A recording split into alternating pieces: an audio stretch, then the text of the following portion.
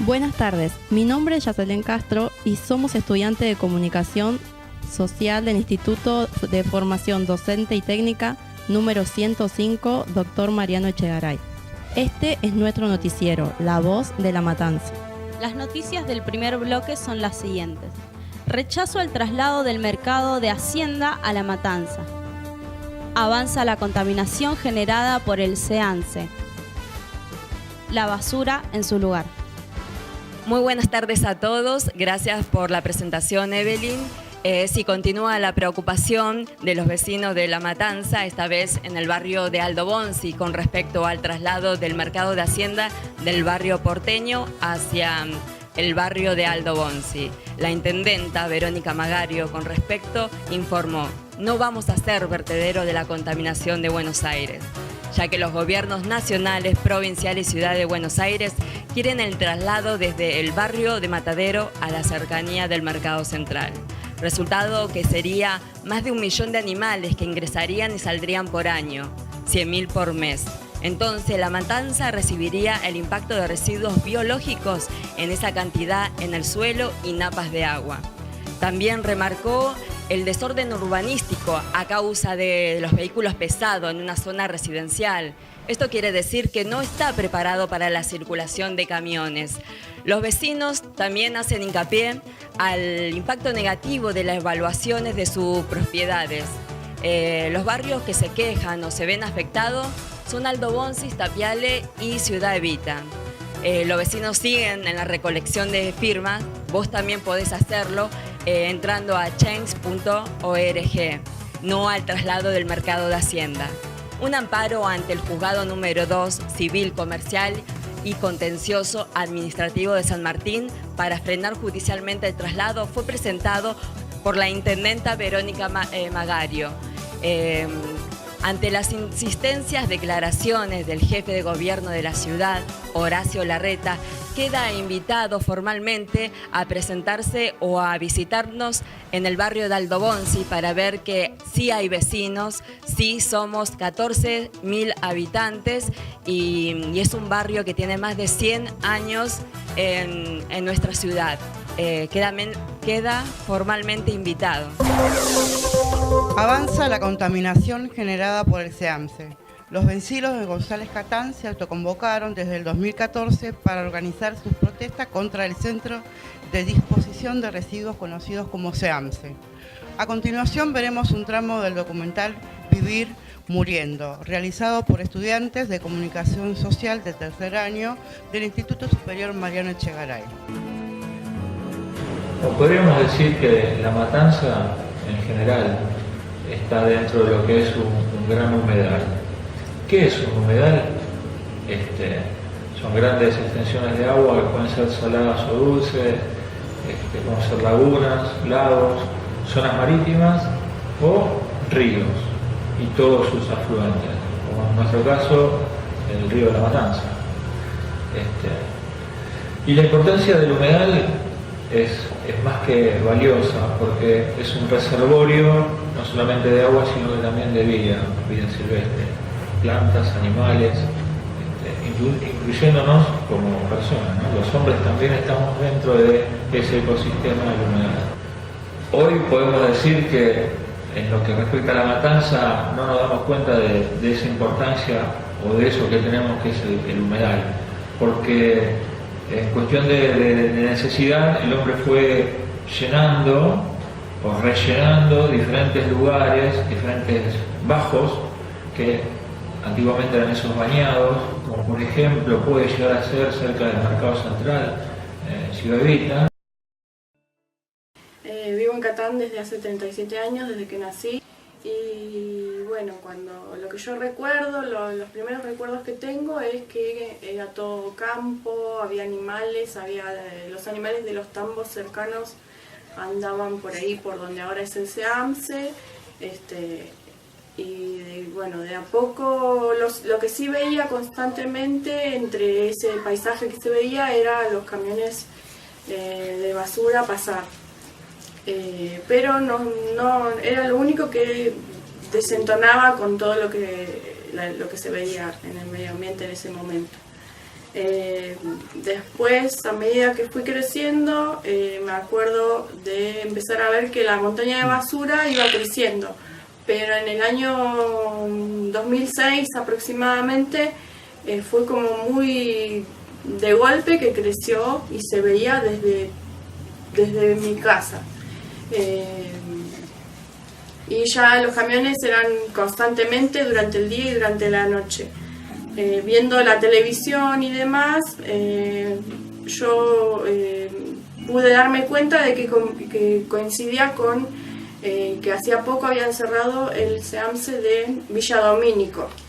Entonces ahí lo asocio y lo asocié en ese momento a que había más camiones y más basura y la montaña crecía más rápido por el tema de que toda esa basura tenían que llevarla a algún lado y bueno, la traían acá. En el 2004 fue el tema de que mi mamá se enfermó y ella llevaba una vida sana, saludable, se alimentaba también saludablemente, pero consumía el agua de la canilla. Así que bueno, supongo que eso fue lo que influyó, el aire contaminado y el agua que la hervía pero la digería.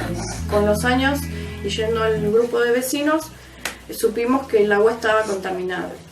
Llevamos agua de distintas zonas y la mandamos a analizar y estaba toda contaminada y las de mayor profundidad eran las aguas más contaminadas, tenían cromo, plomo, arsénico, de todo. En 2011 se enfermó mi nene. Ya mi nene nació en 2004, después de que falleció mi mamá por esta enfermedad rara que tuvo, que está asociada también a la contaminación. Pero también está el tema de que los médicos ninguno te lo certifica porque es un compromiso para ellos. Entonces, bueno, después con el tema de mi nene, también me preguntaban dónde vivía. Cuando les dije que vivía en Catán, ya no me preguntaron más nada y empezaron a hacerle más estudios hasta que supieron que era linfoma de Hodgkin, que es una variedad del cáncer. Mi nene estuvo con quimioterapia en 2011. Desde agosto hasta fin de año y bueno, gracias a Dios salió bien y él está en control permanente. En ese momento fue un momento muy difícil para él, para todos, pero lo pudimos llevar adelante.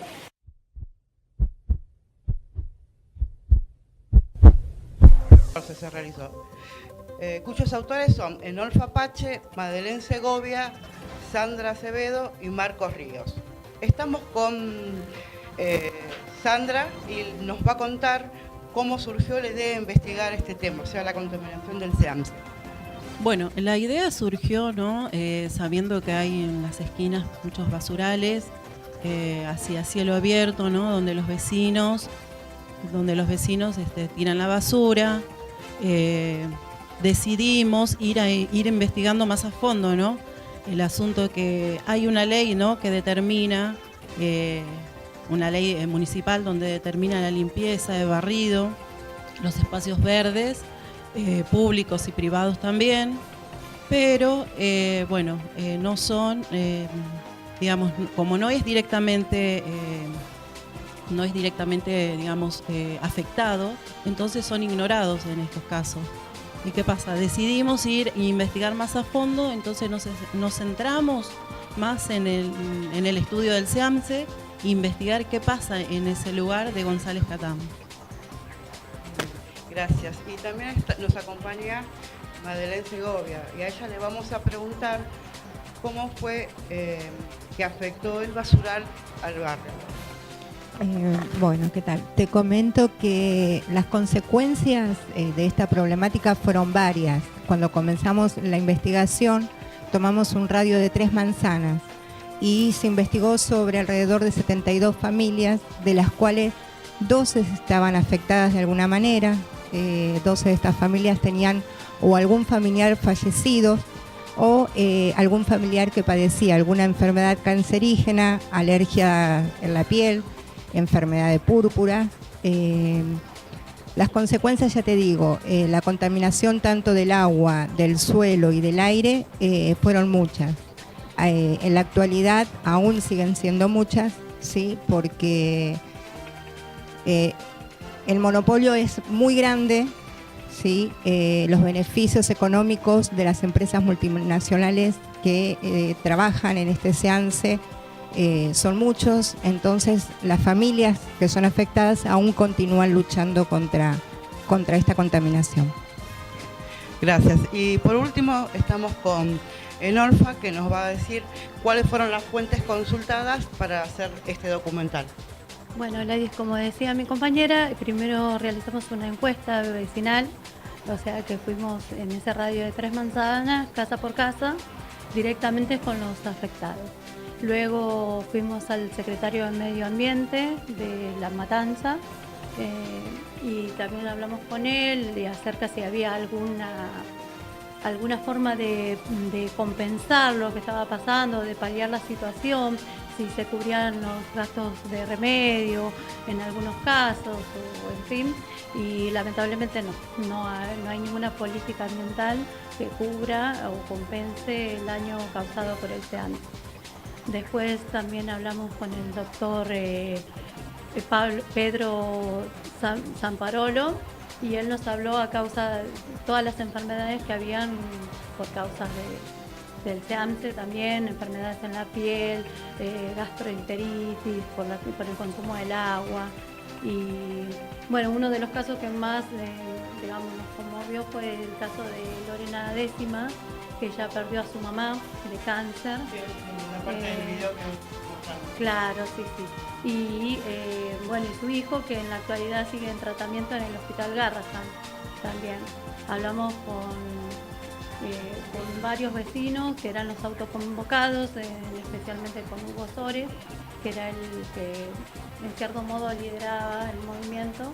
Y bueno, esas fueron las fuentes que consultamos. Bueno, les agradezco a las 3 por haber acompañado este informativo y continuamos en el próximo bloque. Proyecto de estudiantes de La Matanza de la Escuela Secundaria número 130, docentes y alumnos del barrio Don Juan del Gregorio de la Ferrer, realizan un proyecto de reciclaje producto de la acumulación de basura y del tratamiento incorrecto de residuos.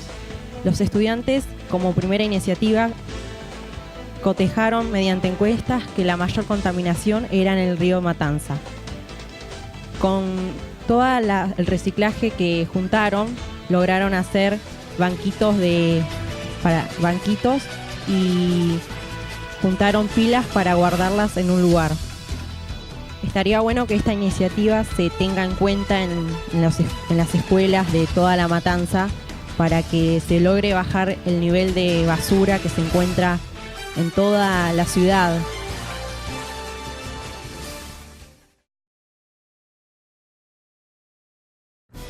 Bueno, gracias Laura.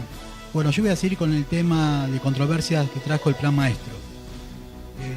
Bueno, luego de los resultados de la evaluación a aprender, el Gobierno Nacional presentó ante el Congreso de la Nación un proyecto de ley que se conoce como Plan Maestro, basado en un documento elaborado por economistas del Banco Mundial en 2015. El Plan Maestro consta de más de 100 objetivos, uno de los cuales es lograr para el año 2021 que todos los directivos y supervisores hayan realizado una formación en liderazgo educativo. Otro objetivo es la creación de un sistema nacional de carreras docentes.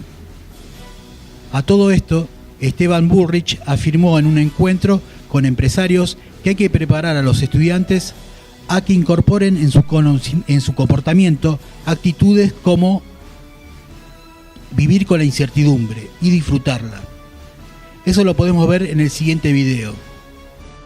El problema es que nosotros tenemos que educar a los niños y niñas del sistema educativo argentino para que hagan dos cosas.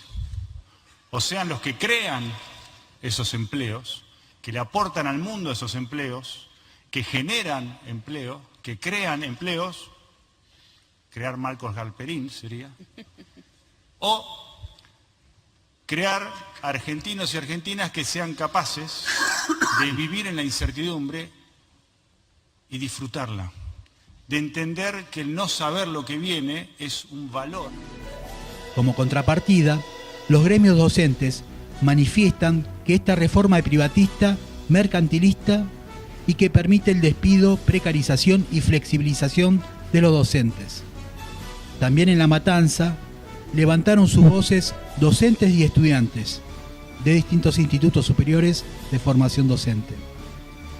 El sábado pasado en la Plaza de San Justo llevaron a cabo una jornada de visibilizamiento y concientización acerca de cómo afectaría la reforma al actual sistema educativo.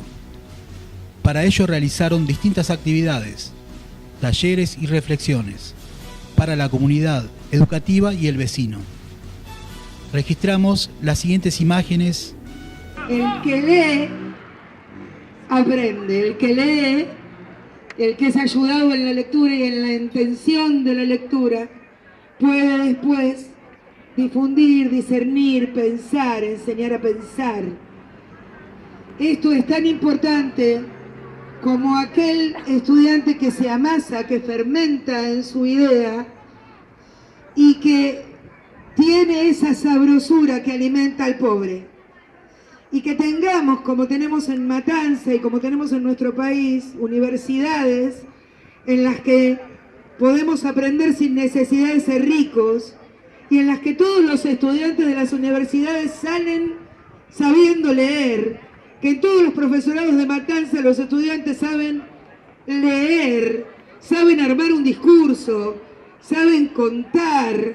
Esto quiere decir que la escuela pública, como no la tuvo Chile y como salió a pelearla y como estamos peleando nosotros para que no nos despojen de este derecho, forma estudiantes que saben leer, que saben pensar y que saben hacer discursos. Luego de las elecciones, el gobierno nacional está tomando iniciativas debido a que a este tema que afecta a todos los argentinos. Lo seguiremos en otra emisión. A continuación, hablando de reformas, lo voy a dejar en manos de Maximiliano, que va a hablar sobre la reforma laboral. Así es, Claudio, una de las reformas que también se están dando que hablar es sobre la reforma laboral, y en las que consisten, una es la exclusión del rol de los sindicatos, que sería que la empresa podrá negociar condiciones de trabajo por una comisión sindical no representante de trabajadores. Otra sería que las embarazadas trabajen en ambientes no del todo saludables y estas tendrían que presentar un certificado médico que asegure que no hay riesgo ni para ella ni para el feto. La siguiente es la flexibilización de las condiciones de despido. La indemnización no estará atado al salario del trabajador y el previsto despido será de 30 a 15 días. La otra es la jornada laboral. En este aspecto se plantea la posibilidad de aplicar un esquema que se llamaría 4x3, que es decir, 4 días de trabajo y 3 de descanso. La siguiente es, se aumentan las horas de trabajo de 12 horas diarias, así le convenga al patrón o al trabajador. Obviamente que en este caso decidiría el patrón, no el trabajador. Sin indemnización a la hora del despido, también sería la siguiente reforma laboral. El patrón podrá despedir al trabajador y después contratar nuevos trabajadores. El aumento del salario también es una de las reformas que quiere hablar el gobierno de Mauricio Macri, porque es la que más importa. Es que dará a disposición del patrón el aumento del salario y el empleador le dará el aumento por productividad y cómo funcione la empresa. Si gana dinero la empresa, ahí se le daría el aumento al empleado. Después seguiría la multifuncionalidad, que sería que el empleado deberá desarrollar varias tareas, aunque no figuren en su contrato. Bien, conociendo estas reformas que quiere implementar el gobierno actual de Mauricio Macri, son similares a las que están sucediendo en Brasil, pero tenemos que conocer también la situación que está pasando Brasil actualmente. La situación de nuestro país vecino, Brasil, está teniendo una situación extrema económica, alta inflación y un intenso desempleo. El organismo público del Instituto Brasileño de Geografía y de Estadísticas dice que la región vecina ya alcanza más de 14 millones de desempleos entre enero y marzo del 2017, lo que da un promedio de 20.000 despidos por día. Estos serían algunas de las consignas de la reforma laboral que quiere impulsar el gobierno de Mauricio Macri. Los últimos temas del día que trataremos son Tapiales se viste de literatura, programa Envión, la sede UNLAM de González Catán.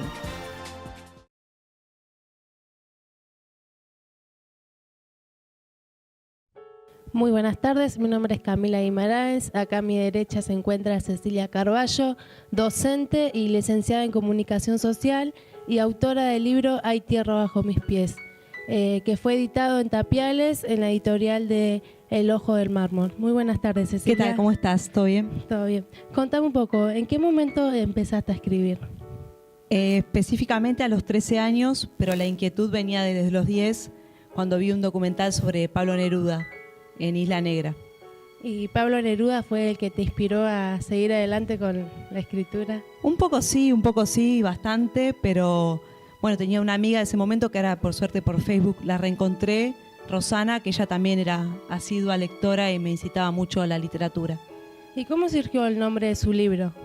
El nombre fue bastante azaroso, en realidad en un taller de Osvaldo Bossi leí un poema, que es uno de los pocos que tiene título en el libro, Piel Roja, y él le gustó, me dijo, mira, esto para el título de un libro quedó, a mí yo lo grabé en mi mente y ahí surgió el título. ¿Y para qué público específico es o no tiene público? Sí, en realidad la idea es que me parece a mí que el libro es bastante ameno en, digamos, en metáforas y en estructuras, no tiene grandes complejidades, así que a mí me gustaría que sea leído por grandes rangos de personas, digamos. Y aparte de Pablo Neruda, ¿tiene otro autor preferido y por qué lo recomendaría? Básicamente de la temática del libro, que es bastante, como verás, de la naturaleza, Marosa Di Giorgio, que es una poeta uruguaya que escribía bastante sobre la naturaleza, tiene una antología muy buena que se llama Papeles Salvajes, y después otra escritora argentina que vive, que es Roberta Ianamico, que ella vive en Sierra de la Ventana, que tiene bastante sobre naturaleza. Y Hay tierra bajo mis pies es su primer libro. Sí, sí. ¿Tiene algún futuro o en marcha otro plan que pueda sacar otro libro?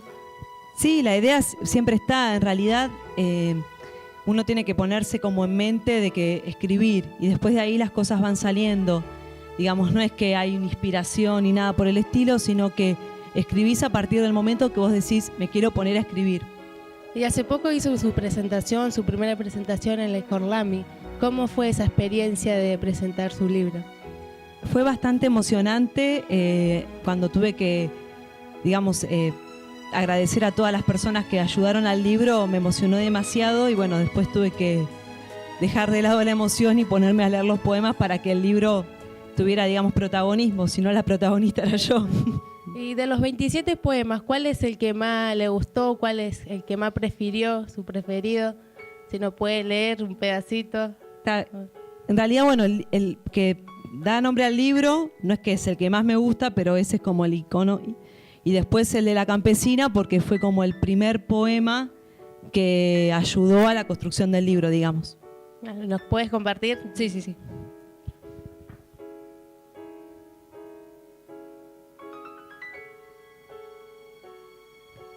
Piel roja. Como un rayo de sol, las luces del escenario caen sobre mi rostro. El sonido de un tambor vibra en mis oídos. Alguien canta en quechua. Una pequeña lluvia salada brota de mis ojos. Hay olor a pasto mojado. Aparecen unos pájaros que nos sobrevuelan. Mi piel se vuelve roja. Danzo como un aborigen. Hay tierra bajo mis pies. Bueno, ahora te leo el de La Campesina que está, mira, ni me acordaba que estaba antes. Como una campesina en una cueva a la espera de que la lluvia cese, escuchando la bandada de pájaros que emigran hacia otros rumbos.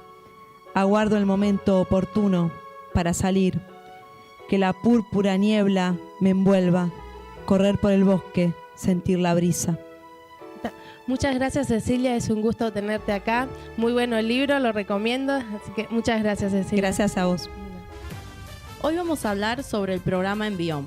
Este programa tiene como objetivo ayudar a chicos de entre 12 a 21 años en situación de vulnerabilidad social para reintegrarse al sistema educativo mediante el aprendizaje de un oficio. Este cuenta con 18 sedes en La Matanza. Para ingresar se necesita una planilla de inscripción en donde los datos serán corroborados por el Censo Vivienda Hogar. Gastón Catropi, coordinador de la sede Juntos a la Par de Gregorio de la Ferrere, nos explicó que el objetivo principal del Envión es generar inclusión mediante la educación y el trabajo. Esta sede funciona desde hace 2 años y realiza distintos talleres de oficios y deporte. Según un informe elaborado por el programa Envión, más de 2.700 jóvenes egresaron del programa y obtuvieron trabajos en los rubros de carpintería, electricidad, panadería, operación de PC, entre otros. Las personas que no conocen el programa creen que las sedes son un aguantadero en donde se fomenta la delincuencia. Esta imagen se crea a partir de la mala difusión y conocimiento del lugar. Desde el noticiero queremos difundir el programa porque ayuda a los jóvenes a reintegrarse a la sociedad. Muy buenas tardes a todos los televidentes de La Voz de la Matanza. Hoy lo tenemos a Joan Ruiz, que nos viene a compartir este informe que es la no apertura de la UNLAN, la sede de la UNLAN de La Matanza. Una nueva sede de la Universidad de La Matanza, en este caso en González Catán. Exactamente. Pero, ¿qué es el problema que hay? El interno, ¿cuál es el problema interno? El problema interno es una cuestión ideológica, ¿viste? Entre los gobiernos nacional de Buenos Aires y la Intendencia. ¿Y cuánto sería la deuda que necesitaría la Intendenta para gestionar la apertura? La deuda que tiene el gobierno nacional con el partido de La Matanza es 2 millones de pesos. ¿Y afectaría a los docentes? Y afectaría tanto a los docentes como a los auxiliares. Por añadidura se verían perjudicados los alumnos, porque el edificio se encuentra en óptimas condiciones. Faltaría la parte económica para solventar los sueldos. ¿Y la Intendenta cuándo presentó este proyecto? La Intendenta viene con este proyecto desde el 2015. ¿Y todavía no hay respuestas del gobierno nacional? Todavía no hay respuestas desde el gobierno nacional. Bueno, entonces esperemos que escuchen. Esperemos que por el bien de alumnos y docentes este conflicto sea resuelto. Exactamente. Muchas gracias, Joan. De nada.